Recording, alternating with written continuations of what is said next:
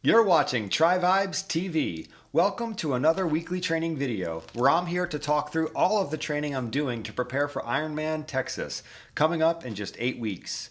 In today's video, we'll take a look at my triathlon training from last week, day by day. We'll take a look at my training plan for the week coming up ahead, and we'll take a look at some of the Garmin statistics, the health performance metrics that we've been tracking here over the last couple of weeks as well. Before I dive in, I want to give a quick shout out and thank you to the Powerhouse Patriots Foundation.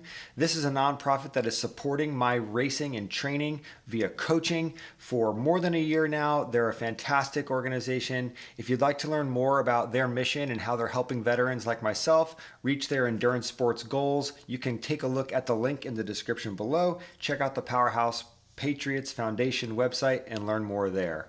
So, diving in, last week's training, overall, it was another productive week of Ironman training. I feel like everything went pretty well this week up until I had a little bit of a crash. I fell off my bike on Sunday yesterday, and ultimately, I'm really happy that I'm feeling pretty good, and I think that will have minimal impact on my training coming up for the next coming weeks. But let's go back to Monday and take a look day by day. I'll talk a little bit more about the crash when we get there. All right, last week on Monday, 1,700 yard swim on Monday morning, nice 30-minute easy run after the swim, and a yoga session on Monday night as well. I love Mondays that have a swim, easy run, and yoga, and Monday was a great start to the week. On Tuesday, got out on the road and did my ride because it was so beautiful, I couldn't bear the idea of getting on Zwift. In fact, I broke my 23-week Zwift streak this previous week because every single day that I had a ride, it was so beautiful. I felt like it would be like a crime to ride indoors. So did my Tuesday ride, 2 by 8 minute intervals on the road. I have a park that I ride circles around here. It's a half-mile loop, really enjoyable. And then a 2-mile brick run off the bike. And I can't remember what my pace was like. 8:02, that's pretty speedy. So obviously I was feeling pretty good on Tuesday, and I had a really nice Wednesday run as well. Easy run, 9 minutes per mile. Took that run very easy. That was my 5th day in a row of running at that point, and I think that was a really nice training day as well, getting that run done. On Thursday, went to the gym first thing in the morning. Also, I did my strength training on Tuesday as well. But on Thursday, I had probably one of the most ambitious strength training sessions that I've had ever. I've been doing structured strength training since about July this summer, and I've sort of graduated from a beginner program to a little bit more intermediate.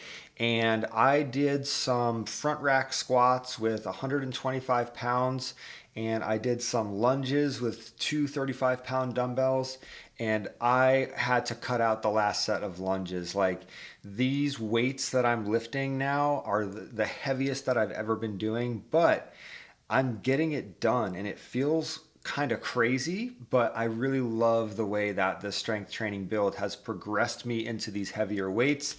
And I was really pretty sore on Thursday. Like, I felt like I had like baby giraffe legs. I felt like my hamstrings were just sort of like, my inner groin was a little bit mad at me from those lunges. I was a little curious to see how I was going to feel on my bike. I remember on Thursday, actually, getting my leg up over the top tube of my bike was like a struggle. I was like, oh my God, I had to like pick up my own leg and like get it over the top tube. But got the ride done. And on Friday, I was sore as well in the pool, but that didn't really stop me. I mean, I swam the full Ironman distance on Friday morning. Yes, my legs felt heavy.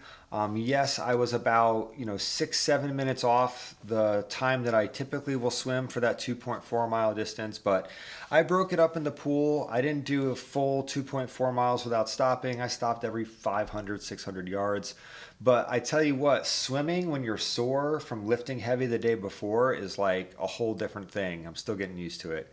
By Saturday, though, I had a 12-mile run, still feeling kind of sore from the strength training on Thursday. But I ended up having one of the better long runs I've had so far. Nice low 141 heart rate, pace right where I think that's like the Goldilocks zone for me right now. I feel like anything sub 830 for this Ironman pace is a little bit too fast. Like I'm burning energy a little bit too quickly. Like I'm not sure if I can sustain that for a full 26.2 miles. But 8:45, 8:50, 9:10, that area, I'm feeling really solid there. And this was a good run. Like my legs felt kind of wobbly and sore at the beginning, but by the end, I was feeling really composed and strong on that last mile.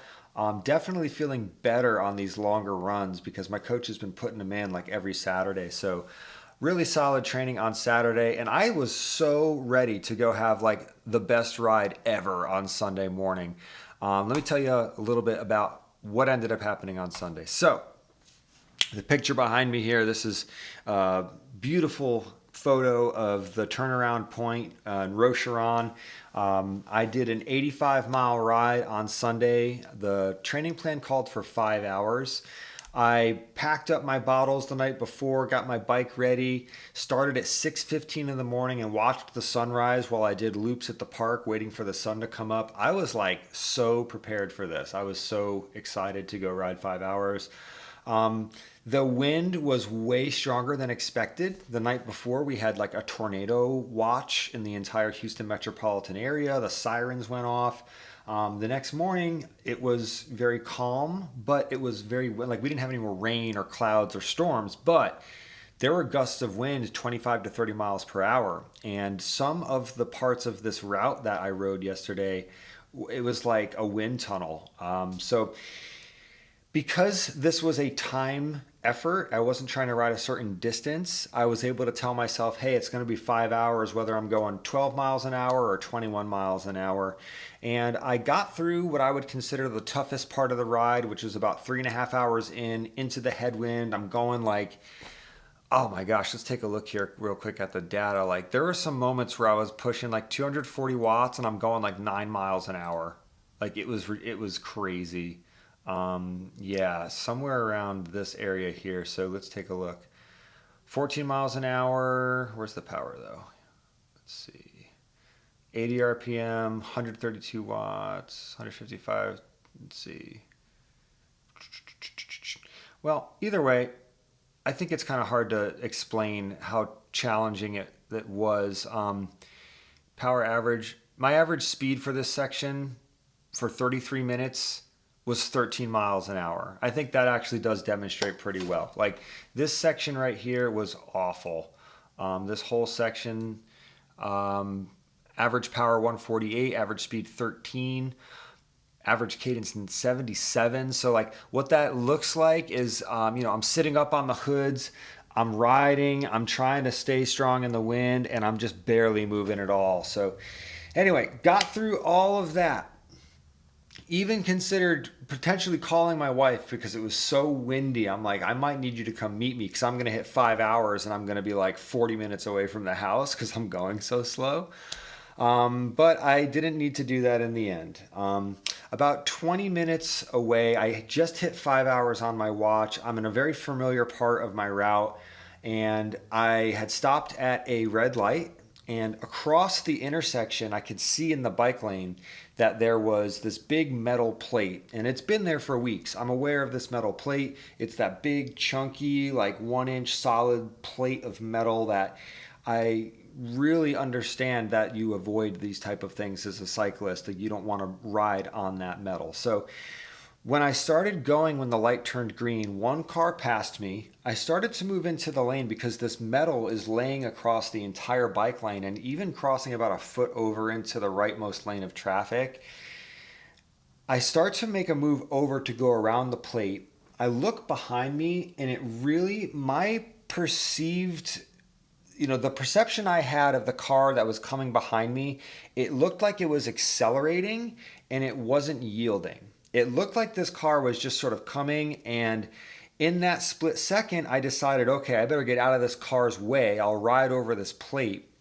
As I went to get onto the plate, though, I just lost control. Like, I'm not sure if my front wheel caught. Next thing I know, I was spun about, so I'm going like this, spun about 90 degrees perpendicular to the left, and then went down hard onto my left side. It happened really quickly. Like I wasn't going very fast. I'm really grateful that I wasn't going very fast. And I'm also grateful that all of the traffic that was behind me stopped and let me sort of like get up and compose myself. It didn't feel like the world really cared very much. Like I saw a guy on a motorcycle kind of give me a wave, make sure I was okay. And then I did have a woman kind of pull over and roll her window down to sort of speak to me. In the immediate moment after the crash, I was able to get back up.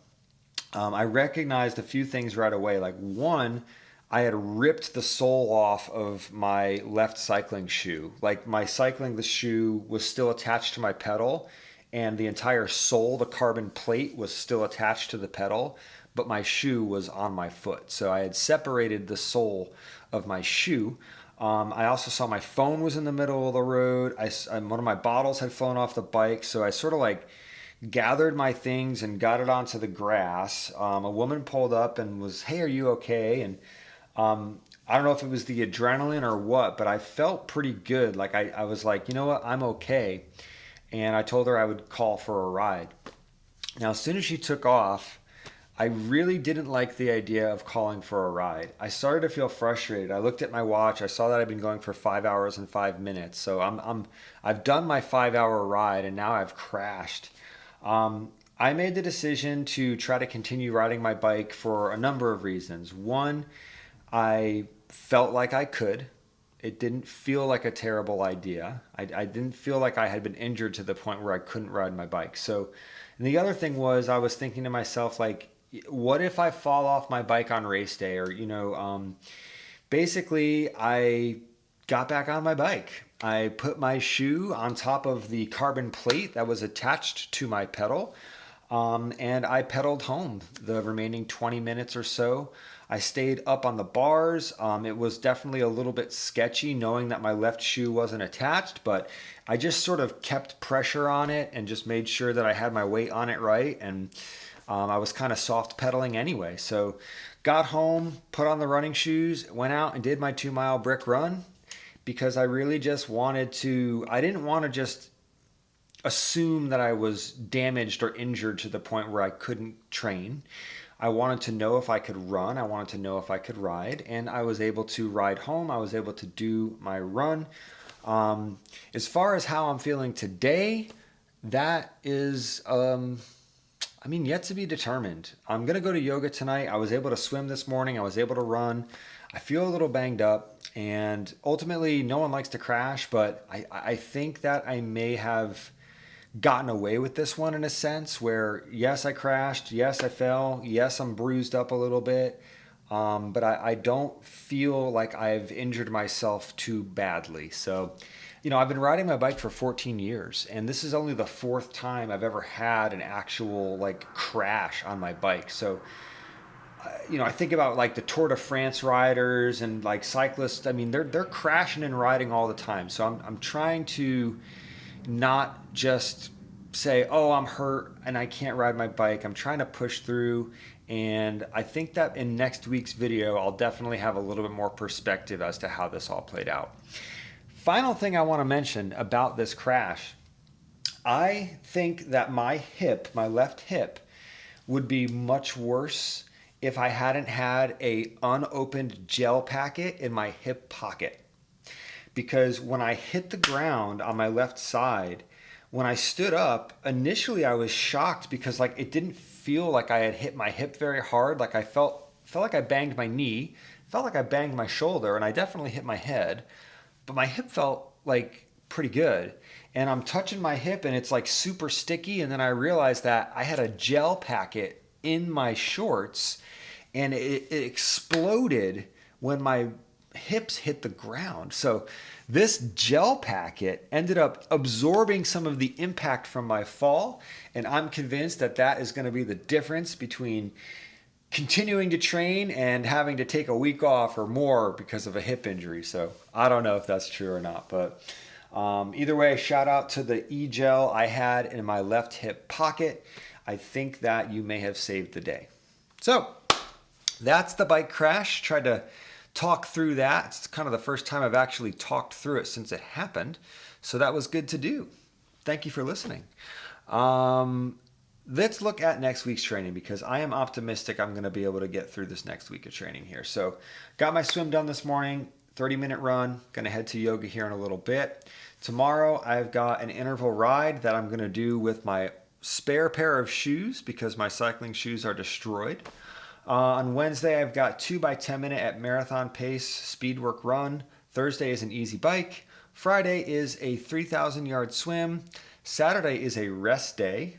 And then on Sunday, I'm having a race rehearsal, 80-mile bike at race pace, and then a 6-mile run off the bike. So that is my training for this week. Let's take a look at Garmin very quickly. I think the big takeaway from Garmin is that I had a week of recovery last week. A couple days where I registered as having a recovery training status after this weekend's 12-mile and my 5-hour ride yesterday, which, I ended up going 85.5 miles on my ride yesterday. So very big ride.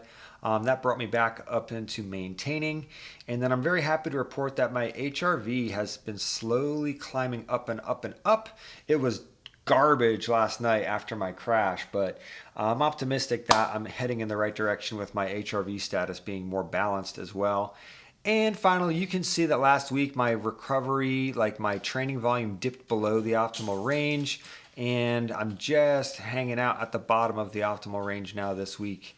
I feel like that's a pretty good thing. I'm happy to be, taking my foot off the gas a little bit here. So I believe that's everything for today. I will conclude the video, just a little bit of excitement potentially cooking here on the channel. I have received an offer for a potential paid sponsorship for TriVibes TV for these training vlog videos. I'm very excited about it. Everything is still sort of up in the air right now, but hopefully either next week or the week after, I can start telling you about this sponsorship and talking about why the partnership makes so much sense. Other than that, my spirits are high and I am optimistic that I'm going to be able to take this crash in stride.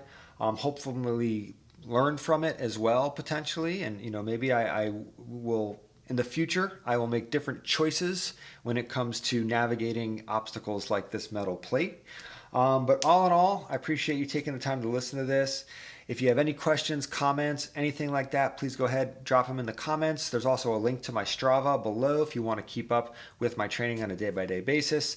And for now, I'm going to end the video and hopefully I'll see you next week. Take care.